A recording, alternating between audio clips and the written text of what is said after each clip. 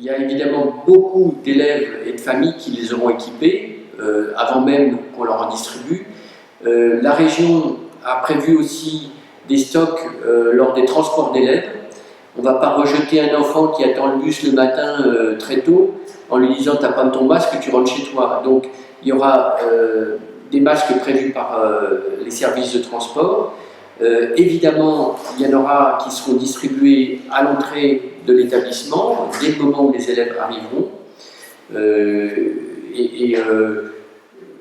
Je pense que dans la mesure où le collège n'ouvre que plus tard, il y aura aussi la possibilité peut-être de venir les retirer, puisqu'on ne sera plus en période de confinement, dans les jours qui précéderont la rentrée.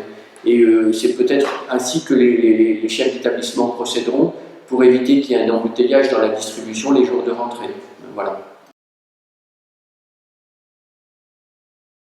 Dans l'idéal, pour les collégiens, on retient la semaine type, mais si jamais il y a un des professeurs qui ne peut pas venir pour des raisons de santé, par exemple, il faudra sans doute des réaménagements. On aura aussi des professeurs qui parfois n'auront que la moitié de leur classe en présentiel. Ceux qui enseignent sur des 6e, 5e, 4e, 3e, ils auront en présentiel la moitié de leurs élèves et en distanciel l'autre moitié. Il est possible qu'un professeur n'ait qu'une heure avec une classe de 6e un jour. Si on peut lui faciliter l'organisation en réorganisant l'emploi du temps de l'élève, on essaiera de le faire dans le respect quand même d'un rythme pédagogique qui soit raisonnable. On ne va pas concentrer 6 heures de français un jour, voilà. Et donc, il me paraît souhaitable, en collège, qu'on maintienne l'emploi du temps tel qu'il est conçu, avec quand même des modifications, notamment dans la circulation des élèves. L'idée, c'est plutôt, cette fois, de faire déplacer les professeurs que les élèves. Et y compris, on évitera que tout le collège fréquente une même salle de classe. Je pense aux salles d'art plastique ou aux salles de musique. Il faudra sans doute des adaptations pédagogiques pour que la musique ou les arts plastiques se déroulent dans leur salle habituelle, enfin dans leur salle réservée, et peut-être qu'il y a des manipulations en sciences qui seront moins fréquentes parce qu'il faut laver le matériel. Si les choses sont suffisamment espacées, il n'y a pas de raison qu'on ne le fasse pas.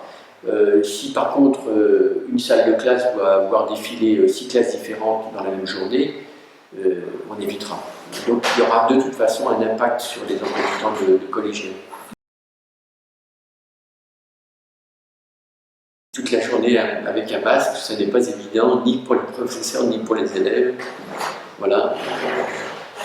Sans doute faudra-t-il qu'ils soient encore plus attentifs que d'habitude, mais dans cette période, puisqu'il y aura moins d'élèves, on s'entendra mieux, puisqu'il y aura plus d'adultes, ça permettra de mieux respecter les protocoles sanitaires, et c'est ce qu'on espère, c'est qu'on soit finalement dans un milieu très apaisé, parce qu'il y aura beaucoup moins d'élèves.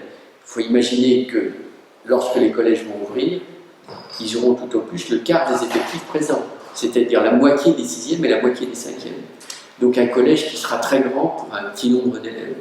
Donc sans doute un climat très apaisant, avec des récréations qui ne seront pas sous la forme habituelle, mais plutôt de temps calme, de temps de repos, de temps d'apaisement.